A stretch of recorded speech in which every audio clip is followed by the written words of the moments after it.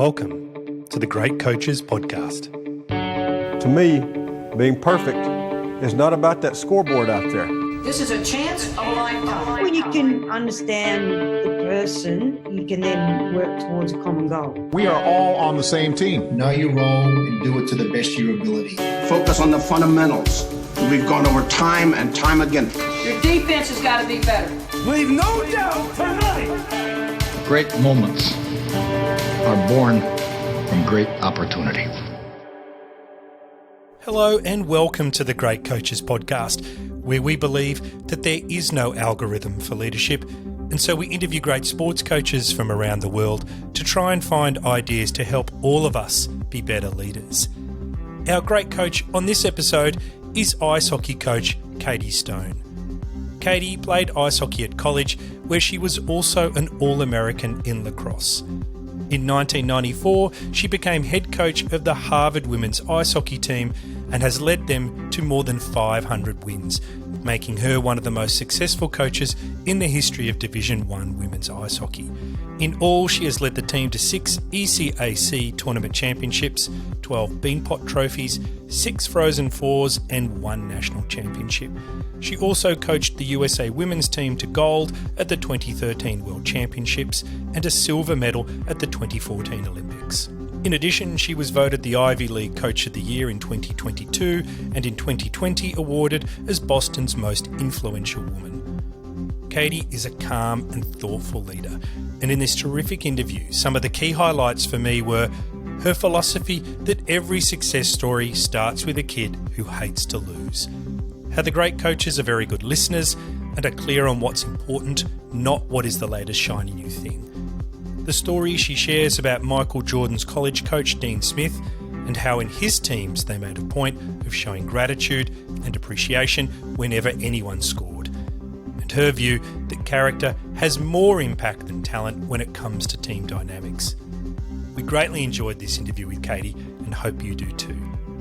And just before we go to the interview, a quick note, our interview with Katey was recorded in November 2022.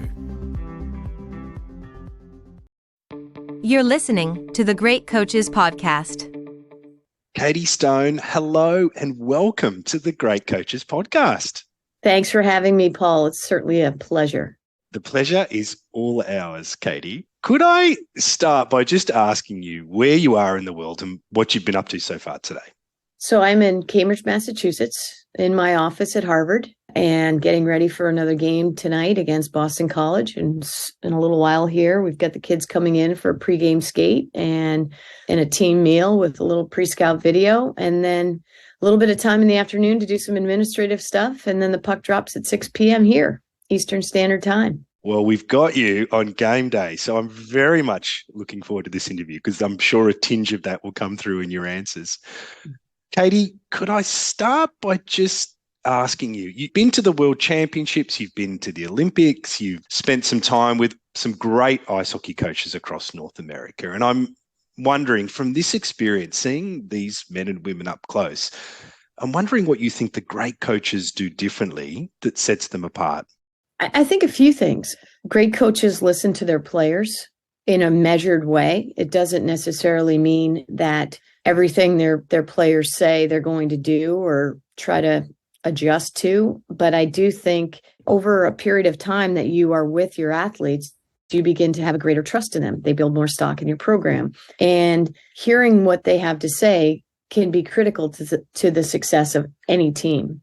And, the other part of it too, I think is being authentic and having your teams see your authenticity. And to me, the best coaches are the ones that are the most convicted about what they're trying to do. We're in a world where things are changing and everybody wants to do the new shiny thing. But I also think that being clear on what's important, where you're going, why you're going there, and what's in it for everybody is really important.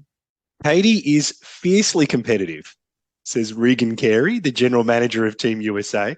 And I imagine that this competitiveness must have come from growing up with 3 siblings who I understand have all gone on to careers in athletics and a father who was also a coach. But I wanted to ask Katey, does this competitiveness ever get in the way of your coaching?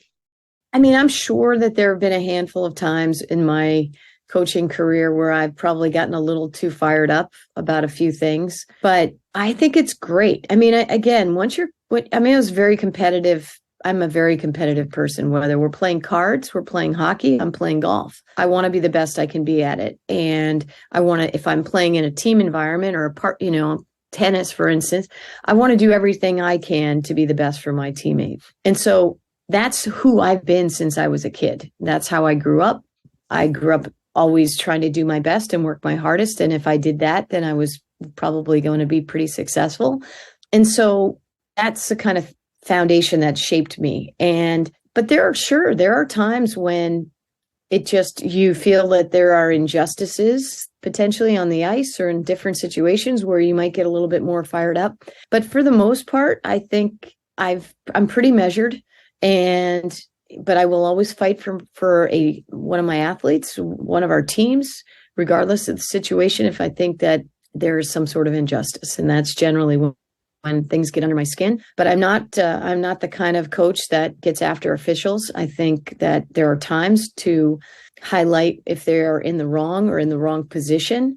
But at the end of the day, they're trying to do their best too. They're not trying to tip the scale in one way or another. So it's a very hard job. I have a lot of respect for that. And so I think it's important for our team to understand that things are going to happen and you're not going to be able to make some changes to decisions that are made. You just got to work through them.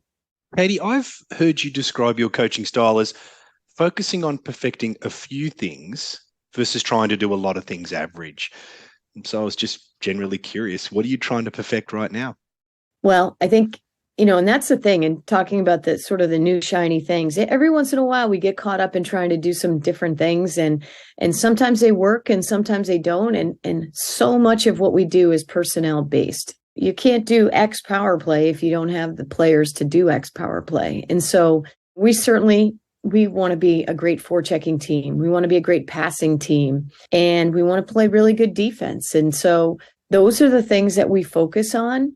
And again, it's interesting with young players and young athletes. They want to just do skill work, shoot pucks all the time. But it's all that the other elements, the fundamentals to me that are critical: the skating, the passing, the ability to play really good defense when you don't have the puck. So focusing on those things, we harp on that all the time. And again, sort of keep talking to our teams about when we have the puck, that's when your creativeness takes hold and you're off to the races. When we don't have the puck, we have to get back to making sure that we're relying on our systems defensively.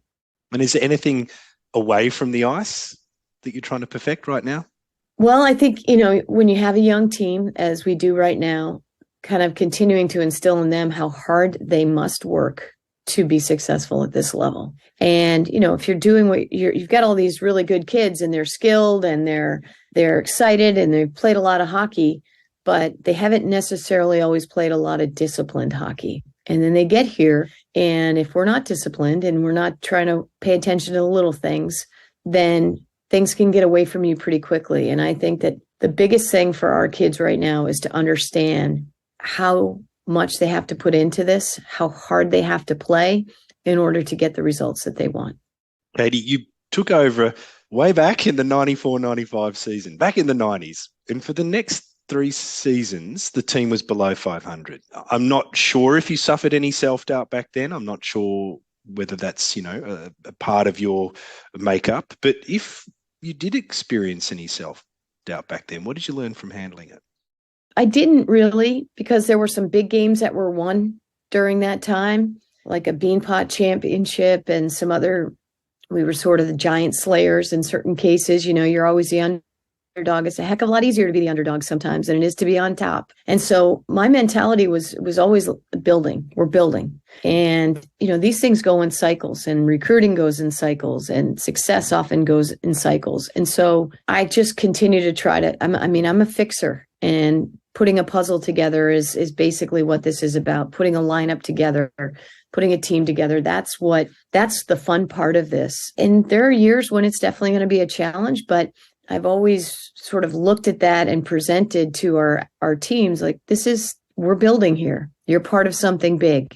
And sometimes you're at the ground level. Sometimes you're right before the penthouse. And that's what keeps me going. And because otherwise, if you get discouraged, this isn't the business for you to be in, because there are going to be a lot of ups and downs, no matter what, no matter whether you have a great season or an average season. So it's always just been a building mentality for me. Well, that building worked well, because in 98, 99, you won the championship. And I'm wondering, when you were building, when you were putting the foundations together, were there any big decisions that you made back then that ultimately drove that result? Yes, I put the best players together. And I don't think I did it initially. And they all didn't like each other necessarily. And they all didn't have mutual respect for each other at the time, because they're really different players and different people with different egos. And it was a bit of a challenge at times. It eventually clicked where they understood that the production of their line, the success of their line, was not just driven by one person. And they parked their differences and just got out there and played the best the three of them could play. And they were one of the most prolific lines in college hockey history. And so that along with all of our other good players playing their roles was significant to the success of that team. It sounds like it might have been a lot easier said than done. Yeah, I think so. I mean, we had never beaten the University of New Hampshire, my alma mater, which is just a storied hockey program. We did not beat them until that year, and we beat them 4 times, and one in our conference championship in overtime, and then in the national championship in overtime. So that year we had so many firsts. It was super exciting. Everyone on that team remembers the day that we lost in November, and that was the only time we lost. And so it was a magical year. It was a crazy, exciting year. But it wasn't without its challenges. I mean, we had a lot of kids in our program. Some kids didn't get to play much. That's always difficult to continue to keep them, very much immersed in our program and feeling valued and successful. So every year, doesn't matter what the record looks like, there's always a million stories behind it. So now, with over 500 wins as a coach, you've seen so much success up close. But I am wondering, what team dynamics cannot be solved by winning? Selfishness, self-focus, meanness. I think that no matter what we try to do, if you don't have strong character, and I mean the positive strong character in your locker room, and enough of it spread around so that if there's ever any negative noise, it can be tampered down immediately. No matter what you do, no matter how talented you are, it's going to eat you alive. And we live in a day and age where it's all about me. And I think our situation here at Harvard is a transformative experience. It's not just transactional. It's not just, let's sign somebody up for a scholarship, or they're going to do this and we're going to get this out of them. There's way more to this. It's about getting these kids to realize that they're capable of so much more than they think, and setting them up for success for the rest of their lives. It's really a 45-year experience and decision that they're making to come on board with us than it is a 4-year, let's play in a big rink and let's play in front of 1 million fans. And I think that those things are important too, for sure. But it's more about being a high character person. And if somebody comes in and they don't necessarily have all the ingredients of that right off the bat, that's what we're trying to teach. That team is the most important thing, that the biggest priority for us, bigger than winning. And Katey, if you spot selfishness, how do you deal with it? I bring them in.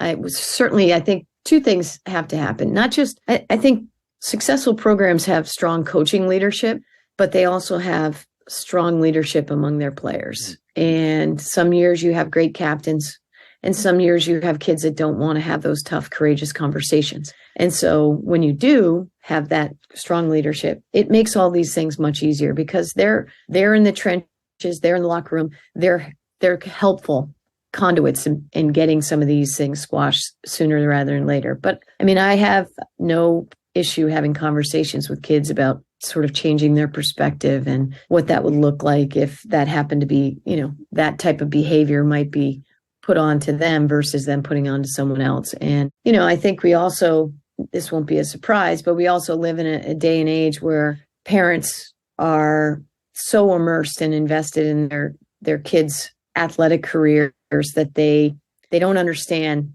how to step back. And somebody told me once about, and I don't know who said it, but you can only be one of four things. You can be a player, you can be a coach, you can be a ref, or you can be a fan/parent. And when you try to do both, it usually doesn't work out so well. And so we try to kind of control the noise that happens outside of our team in our locker room, because it generally is not helpful, but it's often where it stems, that selfishness and meanness comes from. One of your athletes, Jen Botterill, had this great quote about you, Katey. She says, "Coach has this amazing ability to motivate you. She has great systems and all, but it's this combination of demanding and understanding that makes her such a great coach." And it was the back half of that quote that really caught my eye. So I wanted to ask you, has balancing demanding and understanding always been something you were good at, or was it something you had to learn and develop? No, I think it's nice to hear Jen say that I'm good at that, because I appreciate that very much. But I think it comes from my experiences as a player and my experiences as a college student and a college athlete. And it wasn't perfect for me. I didn't go in and play immediately all the time in all the big situations I had played in when I was in high school.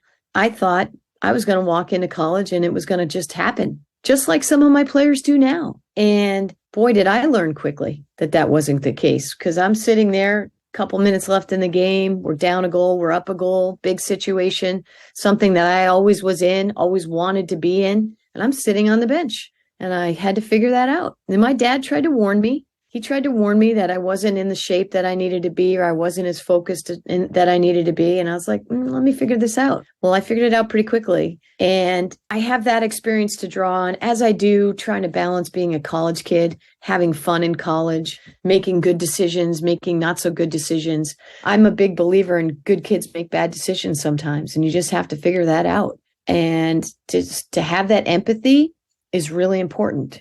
And I think that's the reason why I try to be patient and have more tolerance for some of that stuff, because I certainly know playing hockey is hard, period. It's tough. It's a great game. It's a hard game to play, and to do it at the level our kids are trying to do it at, amid an incredible academic experience, college experience. I mean, it's a triple threat, but it's incredible when it works, but it's really, really hard. And so certainly hope that they understand that I've been there. And I think that's part of the reason why I don't go off, run off, get on a temper tantrum about something, because it happens. These things happen. Katey, you say, "I love it when the light goes on and they realize they can do so much more." In fact, you alluded to this earlier in the interview. But I'd like to ask you, what top tips do you have on helping people? I mean, some of the people you're dealing with are already high achievers. I mean, they're at Harvard. So how do you help them lift their self-awareness and realize that they're actually capable of more than they think? I just challenge them all the time. I'm very clear, and all the people that have worked in my program, I'll never ask anyone to do something I don't think they're capable of. Never. And we don't talk about points. We don't talk about who scores and how many points you have. And those, I have that stuff takes care of itself. So it's just, I don't know. I just challenge them. And I mean, I do it in a really respectful way. I mean, I don't swear. I don't curse. I don't think that's how you motivate young people. It certainly wasn't how I was motivated, and would not have been if that type of behavior had been put on me. But you can get after kids and say, "Come on, I've seen you play better." And they know it. I mean, I did it right after practice yesterday. We had a tough weekend, and I, had little mini conversations with kids and said, "I've seen you play better. I know you can do it." And they know it. These kids are about excellence, which is awesome. And sometimes it's debilitating too for them, because they don't want to fail. And so I've seen kids teeter on, well, if I don't try, maybe I don't fail. And to me, as long as you don't quit at what you're doing, you don't fail. And if you're trying your hardest, you don't fail, no matter what the end result is. And so continuing to talk to the kids about saying, look, you can do this. You've got way more in you than you think. And is it easy? No, it's not easy. But at the end of the day, it's going to be incredibly satisfying. So that's kind of where I go with it. Where did that definition of trying versus failing come from? I've been so fortunate to coach so many different athletes at different levels, and even the international level, kids just not wanting to take a risk because they wanted to stay in their comfortable box. I mean, I think you have to get uncomfortable being uncomfortable, and some kids just want to stay right here. But at some point, staying right there in that little comfortable space is not going to be good enough for them to either make a team at a higher level or be really significant at that level. Katey, one of the things that your players do on the ice is they show appreciation physically for the person that helps them make the play that leads to the score. And I'm wondering what other roles gratitude plays in your program. If I can tell you a quick little story. So I don't make a lot of things up. I am a student of the game. I love to watch other people's practices. I love to read different things about different coaches. And Dean Smith, who you may be familiar with, the longtime UNC basketball coach, incredibly successful. He said, in his book, I forget the name of it, but basically their players, whoever got the basket, turned around, and I'm sure they still do this, turn around and pointed at the people that passed him the ball. Because at the end of the day, it's about the playmaker. And because you can't, you're not, even if it's the goaltender who rips up a puck all the way up the ice and then somebody taps it in, you turn, point, and show appreciation for that play. And I think in our culture, we're so focused on who turns the light on, who scores the goal, all that celebration right there. But our kids, from the day they get here, they understand that we are going to appreciate the play. And that shows great value. And that shows, to me, it's just another ingredient of our team culture that we continuously try to work on. And gratitude's really important to me. I think sometimes we forget that we are in an incredible place and we have this great opportunity and gift, and it goes quickly. And so showing appreciation and gratitude for your teammates and the opportunity to play at such an incredible university and represent such an incredible university or your national team. All those things, they only happen for a select few. And so I think if we're grateful, we're probably going to be a better teammate. We're going to have a better team. Katey, you've coached the national team to a world championship win and an Olympic silver medal. But when you're working with these representative teams, how do you manage that tension that comes from people being more concerned about making the team versus making the team better? It happens at every level. We just had this conversation in a locker room in Minnesota this past weekend but so on the national team to start, I think it's so hard to make a national team and it's so hard to make an Olympic team. Typically it's 22 players every 4 years, maybe not even that many because so many we have Olympians. So it's such a small percentage. So just getting there and making a team right there is a massive accomplishment. But then as a coach, you have to make sure that they're not going to just settle in contentment after that they make that team. They're actually going to make your team better. And so that's a huge part of the process, the selection process, and giving kids a lot of opportunity in different situations so that you can see that they won't become complacent. They won't just be satisfied with making that team. They're there because they want that team to win. They're desperate to win. And, my philosophy has always been that every success story started with a kid who hated to lose. And if they don't hate to lose, then you've got a problem. Everybody's got to be pulling in the same direction. And it's the same thing here at the college level. It's not enough just to get into Harvard and come play in our program and just wear a jersey. You need to have quality time in that jersey. That's the goal, not to just have playing time, but to have quality playing time and to do whatever's needed to help your team be successful. Katey, speaking about selections, you were an All-American lacrosse player at college, but unfortunately you didn't make the national team. And I'm wondering now how that experience has shaped the way that you announce selection decisions. Depending on the organization that you're working for, everyone has different views on how those things should happen, right? Put up a list, have a conversation, do it in front of a team or do it in front of the entire group. And I'm not saying any of them is wrong. I think you just have to figure out what's right for you. And I've been on the other end of hearing those hard decisions and they're very disappointing. And, I think for me, what I wanted to know why, and everyone wants to know why. And so when I was coaching the national team and the Olympic team, after every single camp, I had conversations with players, whether they were going to be coming back for the next event, what they needed to do to be invited back to the next event, or that they were not going to be there anymore. And as hard as those conversations probably were, I would imagine that they respected that time and that information. And so the more transparent we can be and the more direct we can be with our feedback, then it may still sting and sting for some time, but at some point they're going to understand why and be able to absorb that a little bit better and move past it. So I just think it's that's doing those things with proper communication and respect is really important. Katey, just one final question, if I could. And earlier in the interview, you said coming to Harvard, playing in your team is a 45-year decision. And so I'm wondering, with that context, and I imagine you actually say that to the players from time to time, how does that impact you when you think about the legacy that you would like to leave as a coach?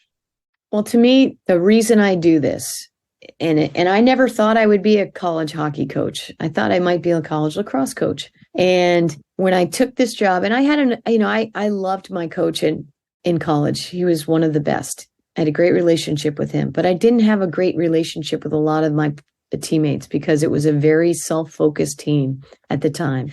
And so it wasn't always fun to go to the rink and to play hard and to be successful. And we had a really successful team, but they were so self-focused. And so I made a commitment to myself when I was fortunate to get this job in 1994, that no matter what, our players were going to love coming down to the rink. And we were going to have a fantastic team culture. And that has been the one thing that I probably worked the hardest at. And because that's something you have to work on every day.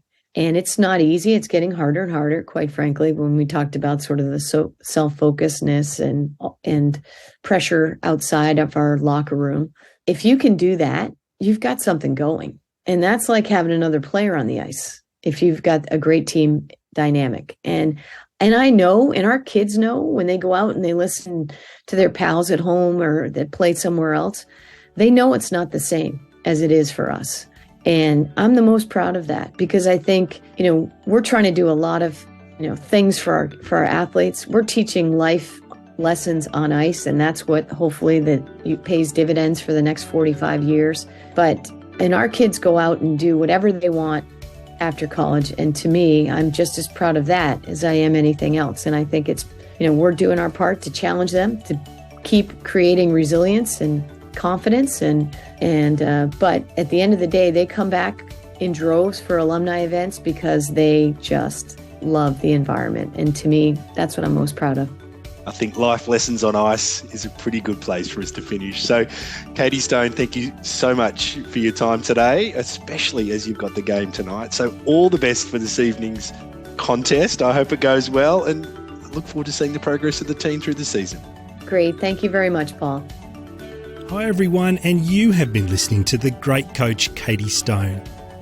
I hope you got a lot out of our interview with Katey and found a few ideas that you can bring to your own dinner table, locker room or boardroom table for discussion. When I listened back, the other key highlights for me, in addition to those mentioned in the intro, were the importance of peer leadership within the team when it comes to dealing with negative personality traits like selfishness, the importance of respect when announcing selections, and wanting to leave a legacy of having helped create resilience and built confidence. I hope you enjoyed it as much as we did.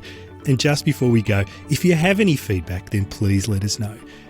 Just like one of our past guests, Lisa Alexander, who said, "Amazing work, keep it going." Thanks, Lisa. The interaction with the people around the world who listen gives us great energy. And so if you have any feedback or comments, please let us know. And if they're positive ones, let your friends know as well. All the details on how you can connect with us are in the show notes or on our website, thegreatcoachespodcast.com.